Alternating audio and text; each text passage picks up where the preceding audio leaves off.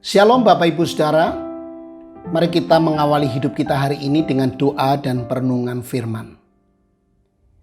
Tuhan, terima kasih untuk hari ini, terima kasih untuk kehidupan yang masih boleh kami jalani sampai hari ini, berikut dengan kekuatannya. Berkatilah kami hari ini dengan firman-Mu. Dalam Kristus kami berdoa. Amin.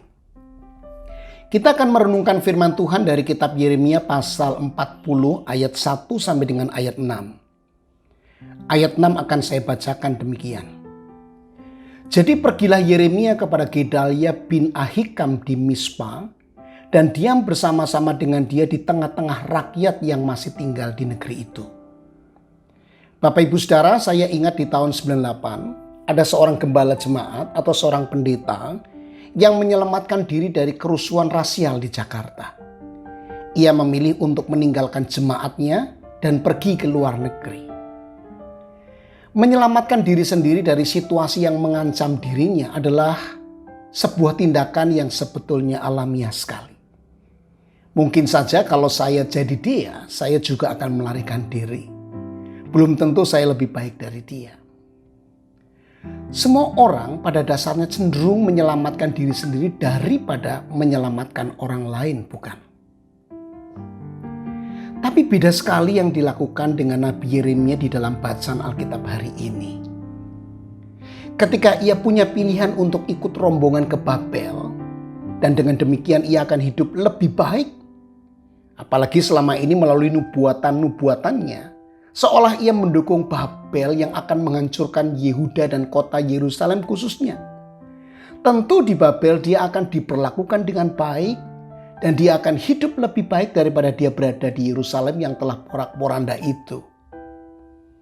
Tetapi yang menarik Bapak Ibu Saudara, bahwa ia memilih untuk tetap tinggal di Yerusalem. Menetap bersama dengan rajanya dan rakyatnya yang tersisa itu yang keadaannya miskin. Bapak Ibu Saudara, tidak mudah bagi Yeremia dalam situasi seperti itu. Memang ia telah menubuatkan kehancuran Yehuda dan Yerusalem. Tapi ia merasa sedih dan kasihan, membiarkan umat Allah dalam penderitaan, sehingga ia memilih untuk tinggal bersama mereka. Sebuah keputusan etis moral yang begitu baik dan mulia dari seorang nabi. Ia memilih untuk mendampingi umat Allah yang ada di dalam penderitaannya daripada ia memilih untuk hidup dalam kenyamanan di negeri asing. Bapak Ibu Saudara, tidaklah mudah untuk setia mengikuti panggilan Tuhan. Ada harga yang harus dibayar dan biasanya itu adalah kenyamanan hidup. Kenyamanan tidak selalu negatif. Kenyamanan itu juga salah satu berkat Tuhan yang baik. Tetapi terkadang berkat yang baik ini harus direlakan demi lebih lagi dipakai Tuhan untuk menjadi berkat bagi orang lain. Bapak Ibu Saudara, situasi kita jelas berbeda dengan situasi hidup Yeremia. Namun panggilan Tuhan tetap tidak berubah.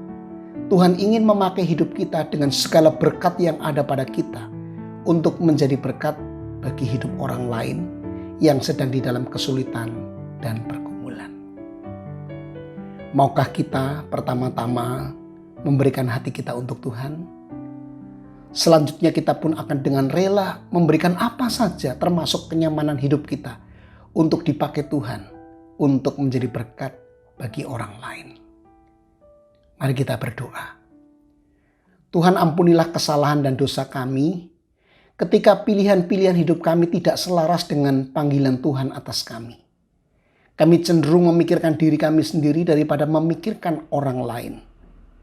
Terima kasih untuk saksian Nabi Yeremia yang mengingatkan kami akan Tuhan Yesus sendiri yang telah menyerahkan nyawanya demi kami umat manusia berdosa. Tolonglah kami yang telah diberkati Tuhan dengan kenyamanan hidup ini untuk selalu ingat akan panggilan Tuhan. Supaya kami juga memperhatikan kepentingan orang lain. Membantu mereka yang ada di dalam kesulitan dan penderitaan. Bantulah kami, kuatkanlah kami karena kecenderungan kami tidak seperti yang telah Nabi Yeremia contohkan. Berkatilah hidup kami hari ini ya Tuhan. Jauhkanlah daripada kami penderitaan-penderitaan yang tidak perlu untuk kami. Di dalam Tuhan Yesus kami berdoa. Amin.